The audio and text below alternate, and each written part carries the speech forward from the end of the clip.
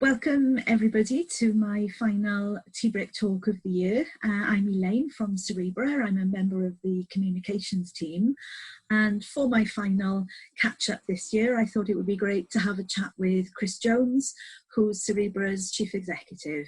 Really nice way to end the year, to reflect on the months that have passed and to look ahead to the future really. So welcome Chris, lovely to see you. Nice to see you, Elaine. First time for almost a year. Not far away, 10 months, isn't it? I think it would have been early March, wouldn't it, before the chaos descended. Yeah, oh well, and he's still amongst us, but yeah, it's been a long time. Yeah, you haven't changed. Oh, thank you. maybe you changed your hair colour, perhaps. I don't know. I have a bit, yes. Yeah. Once we could finally get back to the hairdressers, it was all systems go.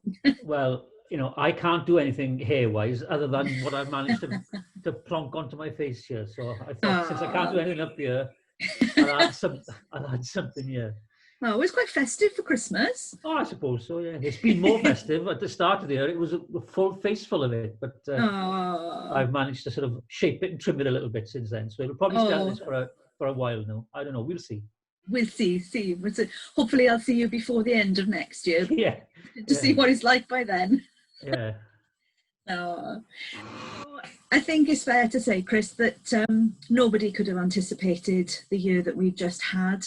It seems, when I think back to the start of this year, it seems like a different lifetime, really. And you know, and things changed so dramatically during February and into March, really. So difficult for everybody, for the families that we support, and for the work that we do as a charity. So I just wondered, you know, what you think our biggest challenges have been this year. Well, I agree with you. When you do go back to the start of the year, when you know the decision was made, I can remember sitting in the office and making it and saying, right, we're home now for now, because this virus has been announced to be prevalent and moving and spreading, and it was a real sense of fear, anxiety, trepidation.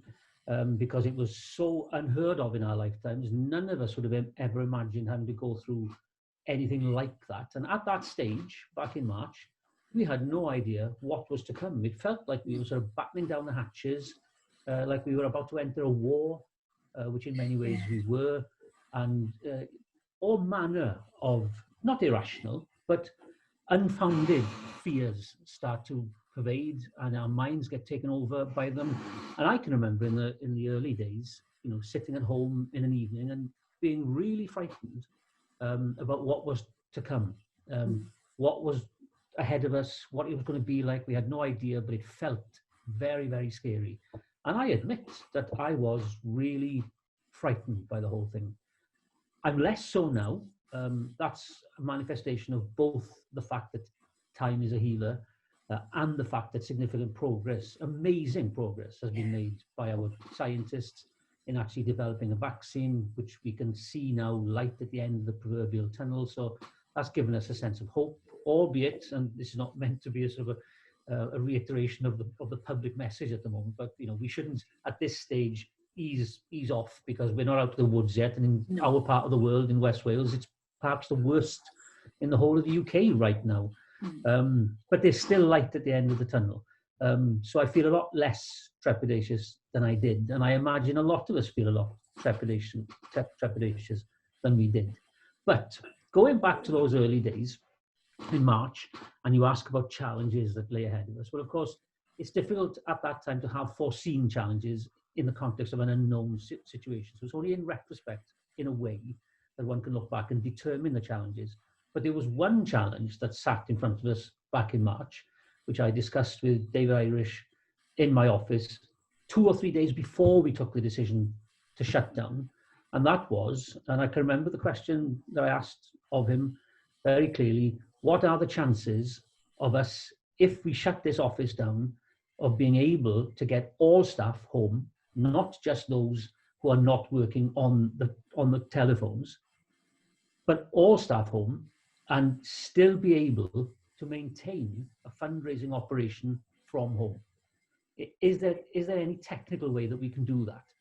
And his answer to me was he didn't know, but he and his team would do their best to find out, and if it's possible to effect a solution would be effective. Now, that was a huge challenge as far as I was concerned. And when I came home that day, I sort of knew in my mind that if that challenge weren't able to be met, then the charity would cease to function. Because without our call center in operation and income being generated, we had no charity to run. And in fairness to Dave and his team and all people involved in actually trying to come up with a solution to enable that to happen, that was enabled to happen. And as a result, the charity has functioned ever since March seamlessly. Not only has it functioned seamlessly, it's actually functioned better than the business plan that was in place prior to the virus. Has actually been, its targets have actually been exceeded in income terms. So the biggest challenge when I left the office that day in March was, how can we find a technical solution to make this happen? That challenge was given to Dave. Dave and all the people with whom he works came up with the solutions which we all work with today, and that's enabled the charity to continue functioning. So by far and away, for me, the biggest challenge was satisfying that, because without that as a starting point, we couldn't go anywhere. And in my opinion, the fact that we did that was an incredible testament. I've written it and I've said it and I still feel it was an incredible testament to the innovative nature of our people, all of us involved in making it work. But yes, that technical challenge was far and away the biggest challenge, and it was met that quickly. So impressive. So impressive. It was literally a matter of, if not hours, then literally a couple of days, wasn't it? It was seamless. The work never stopped. No. So I mean that is a fantastic achievement in anyone's book. So our technical acumen was demonstrable, proven, and it still enables us to be where we are today, doing what we're doing today. So it gave me a huge boost that if we are able to overcome that complex challenge, then we're pretty much able to overcome any technical challenge. And I think, as speaking as one of those people who now does work from home, every day, and the sense I get from, the people that I work with is that there is almost a renewed commitment to making this work. People have pulled together in amazing ways, really. I think there is a benefit to being at home that we all feel, but it seems to have, I don't know, almost created new ideas, new ways of doing things, new ways of working, and this real enthusiasm, I think, to push things ahead and to make a success of things. I couldn't agree with you more. And I'm completely sold now on the working from home notion. Those of you that knew me better than some would have known that my thinking process about home-based working was not necessarily a positive one. I used to think that working from home was a little bit of a luxury and an excuse to do a little bit less work. I used to think that. And so I would say, well, let's not have too much working from home. Let's allow people, if they really need to work from home for a limited number of days per week. And that's symptomatic of the fact that I regarded it as I say, a concession, a luxury. Having it, because I've never experienced working from home myself. Having now experienced it, I'm completely sold on it. For two reasons. From what I observe is the main one, and that is exactly what you've just said, that far from the work being less, it's been more. People have done more working from home than they did not. I think people have shown a far greater propensity to innovate and to find, as you say, new and different ways of doing things. And that's been pushed and inspired by the fact that there is a need to work in a different, more controlled environment. Meetings via Zoom and Teams forces you into a channel of thinking and attitude, which takes away distractions and allows focus to occur. So my observation about how people have worked has been a positive one. And from my own perspective, as you know, I've got two boys who are at home with me. It's just me and them. And therefore I've got responsibilities around, the cooking and the meal planning and preparation and the clothes washing and da. Now, the ability for me to manage to do that whilst at the same time as working, is so much greater when I'm doing it this way than it was when I was going into the office and doing exactly what I do now, but for 8 hours in an office. Whereas now, if I need to nip out and put the dishwasher on, that You can takes do 10 it. seconds out of my day. I've lost Yes. nothing and I've gained everything. So Yes. from my own personal perspective as well, I think home-based working has been a wonderful positive experience. And Yes. as you know, I don't want it to end. Sorry, No. I don't want it won't end for as long as I have anything to do with it. Virus or not, I think there are so many benefits to derive from it that I see it as a continuing method or mode of working. Yeah, and I caught up this week with Annalie. Yeah, I watched that. Yes, with Annalie, who manages our call centre for people who don't know, and also a couple of the fundraisers, Lisa and Connie as well. And it was really heartwarming to read what Connie and Lisa had written and to speak to Annalie, because, you know, if you think of a traditional call centre setup, you know, with everybody in the same room, you know, and there's a particular sort of buzz to it. One, that technologically they've been able to work from home and do that, but also the commitment that they've maintained, you know, to engage with our supporters, to maintain those relationships. I think, you know, it's incredible, really, what they've done. I totally agree, and I don't want to let the focus sit just at fundraising. You know, significant and influential as that has undoubtedly been. But you know, one of the obvious downsides then to having to work in the environment in which we work is that what the charity is there to deliver has been much more difficult to deliver. So whilst we found fantastically innovative ways of raising money and have continued to raise it, of course the challenge has been then to spend it in those areas for which we're raising it. That's been much more difficult. But even for those members of staff who've had a challenge of a different nature, and as I say, not a challenge of raising money, but a challenge of how to spend it, they have also found innovative and developmental ways of finding new modes of delivery. So that when we enter into 2021 now, we've just released a business plan for it, we will reinstate all the services that the charity has always provided, but we will reinstate them by delivering them in different ways. So staff have been trained in digital delivery. We will be able to meet with families in different ways using this sort of technology, the Zoom and the team technology. But the point would be the library will operate again in its fullest sense, but with different in context and different constraints and different environments, so that we ensure that there is appropriate cleanliness and appropriate processes and procedures to ensure safe transmission and receipt of goods. It'll be different, but we have found ways of making these things different in order that we can reinstate and then continue to deliver them. So for not just the fundraising element of the charity, but also the delivery end of the charity, same examples in evidence of innovative ways of people finding ways to confront and overcome the challenge. I'm quite excited about us delivering more workshops and courses and sessions for parents and professionals online, because I know myself, I always like to be doing. So I've really taken the opportunity this year to do lots of free Zoom training or whatever it may be, because it just makes it more accessible. Because you don't have to travel, you don't necessarily have to find childcare. You know, the expenses sometimes of going to these courses and workshops can be quite prohibitive. So I think that by moving, our sleep workshops, our leap workshops online, as well as, when we can, delivering them in person. That's right, yeah. It just opens up a whole wider audience for us and helps us to reach families who might not otherwise have been able to attend a physical workshop. So I think that's a huge positive in a way. I know it's come out of a necessity, but I think it's a big step forward. To rehash an oft used saying, necessity is the mother of invention, and here we are. That has been exactly what's happened here. It has been necessary, but it has resulted in great invention.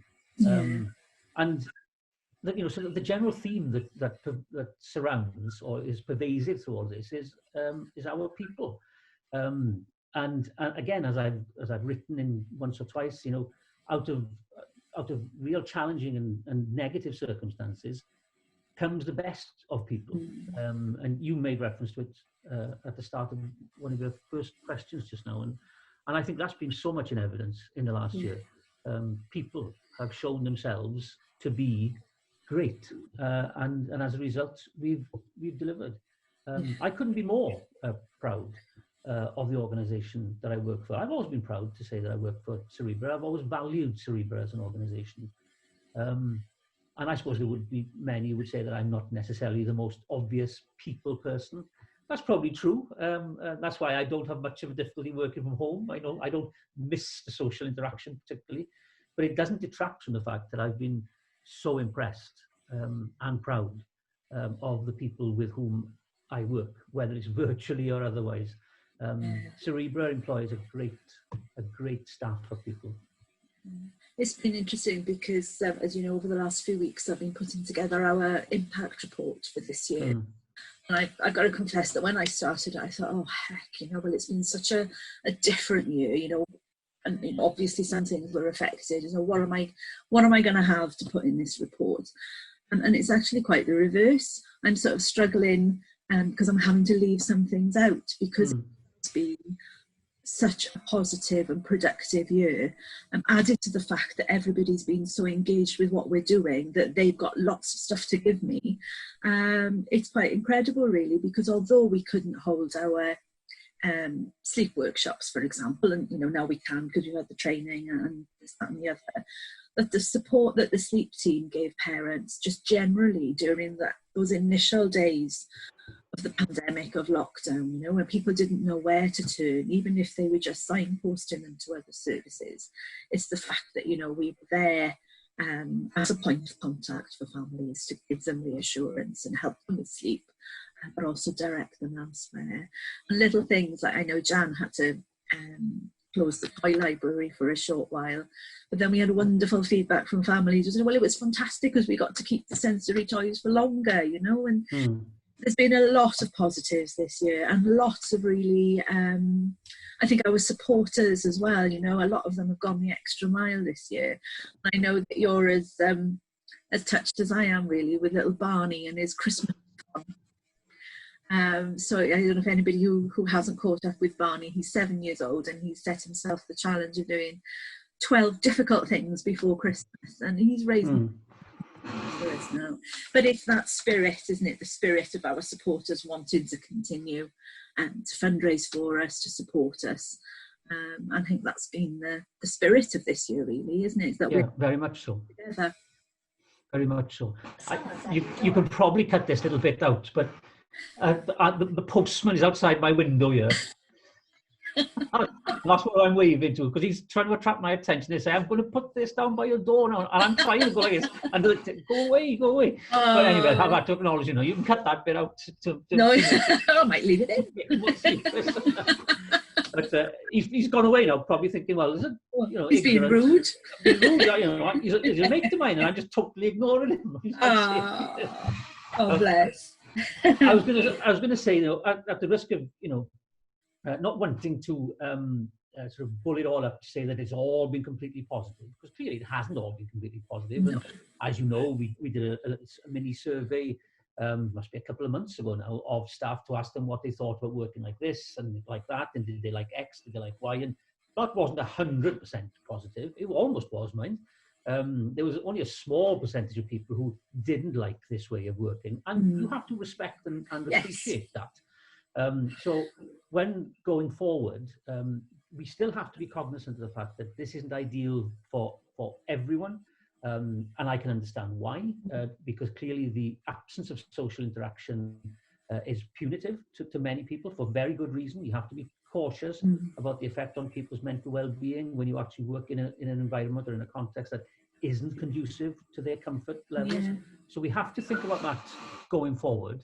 And with that in mind, even whilst working like we're working, we still also have to continue to seek out and to determine ways in which we can grow social interaction and contact, even if it's virtual.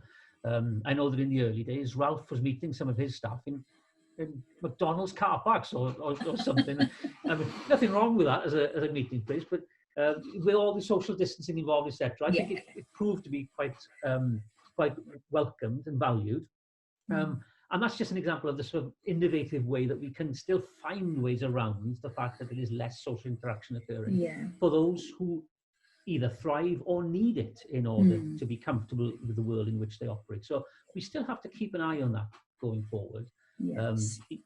Not just reinstating the social interaction because the pandemic has been dealt with and we're now back to normal, but because, as I say, our ongoing normal, I intend to continue to operate in much as we currently are, certainly so far as home-based working is concerned.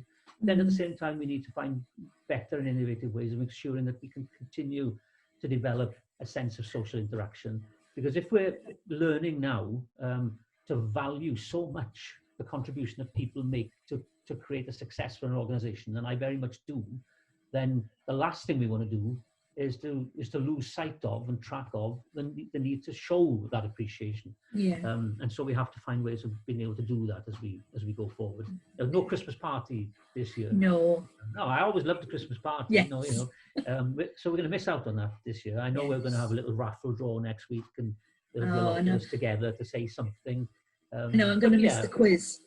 But we'll miss the quiz. I'll miss all the dressing up that goes on. Not that I ever did it, and probably never would. But people used to come to the office Christmas party day dressed to the nines and looking amazing. So I'll miss that. And but I'm sure we'll have that again next year. But even before then, we still need to find ways of maintaining social interaction with one another. So, we're at the end of 2020 at last.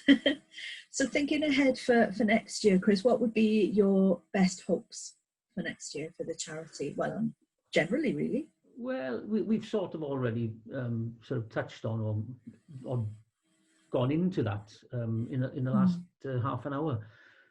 There is going to be a point early in next year whereby we will step out of the restrictions in which we're currently placed. There's no doubt in my mind about that.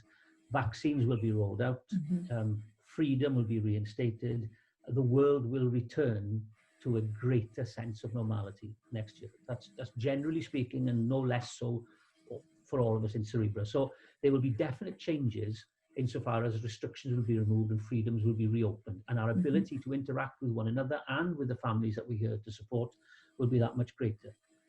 I expect springtime, we're likely to be entering into that sort of phase. But I don't think the world itself will change all the way back to where it was before March, because we've learned so much about what we have, and the fact that this is probably not the last pandemic that will ever descend upon humanity in the centuries ahead of us, the years, the decades, the centuries ahead of us. They will probably retain a perfectly reasonable and legitimate caution amongst us all for some time to come. So I think that normality aside, we are still bound to be much more cautious in our social interactions going forward. That will reflect in the way that we work, so that a lot of what we've done this year as a means of delivering what we do will continue. So I've already said that I intend that from the context or from the perspective of home-based working, I want to continue it. I think we will need to continue it, want or otherwise, but continue, therefore, it will. And in terms of delivering services, and again, you've already picked up on it, I think we will increase the extent to which we are able to interact more physically as the threat of the virus subsides. But we won't cease to deliver what we have learned to deliver this year, which is a digital method by which to interact with people. So it'll continue. So as 2021 unfolds, I think we'll see more of what's been going on in 2020, phrased within a context of greater freedoms, which allow a slightly increased degree of physical interaction to take place, but certainly not back to where we were back in March. That might have impacts for us in an operational sense, even office-wise, because will we need the amount of office space that we currently occupy? Possibly not. You could say, well, I would say it's almost a pity that we only signed the lease last year. Had we known when we signed it what was about to befall us, maybe we wouldn't have, but we did. So we've got a lease on a new building, which is a beautiful new office building, and that's been great for us all, I'm sure. Whether we'll need the amount of space into the future, I suspect not. So there may be changes there. I've got nothing firm in mind, other than the principle that we will probably not need the amount of office space if we're going to work in the way that I've just suggested. We probably will. That in itself will be a challenge. It's a sort of an estate management finance challenge, but it'll be a challenge. It's something with which we need to deal. So as 2021 unfolds, I think it'll be pretty much more of the same, but tinged with the slight increased freedoms that will emanate from the receding of the virus threat. But I wouldn't anticipate massive change in 2021. It'll be iterative as we go forward. And I have no doubt that because it will be change, and yet it'll be change in a different context, the staff that have delivered what they have this year will continue to show that spirit of enthusiasm, of commitment, of dedication, of innovation. I look forward to more of that next year. Not because I'm demanding it, but because I know it's just freely given. That's what we've observed this year. So I'm looking forward to 2021. Yeah. I think it'll be a good year. Yes, me too. But that's a really positive note to end on, Chris. So I just want to say thank you for your time this morning, and wish you a very happy Christmas. Thank you for yours, Elaine, and likewise, Merry Christmas to you. Christmas is something to get through this year, it seems to me. I don't know what you're doing about Christmas. I myself is literally me and the two boys. That's it. There isn't a single decoration in this house, and there's not going to be either. So, real bar humbug Christmas mentality. But to be honest with you, I didn't put decorations up last year either. Because I can't stand the mess that it creates, and then having to shove them back up in the attic again, a couple of days later. So have you got decorations up? Yes, they went up early this year. I don't usually come up until just before, but they went up the end of November. Oh my Lord. Desperate for a few twinkly lights in the dark. Oh, well, I hope you have a lovely time anyway. Yes, I hope so. Our daughter's home from uni, so that's lovely. And I'm hoping to see the grandchildren. It'll be the first time in a long time. So still think you're too young for grandchildren, Elaine. But I know, I got two. Can't wait to see them. Well, I'm sure. Yeah. Well, have a lovely time. I'll probably see you next Tuesday anyway, if you're part of the... Yes, I'll be coming along to that. So I'll see you then. I'll see you then. Okay. Thank you, Chris. All right. All the best.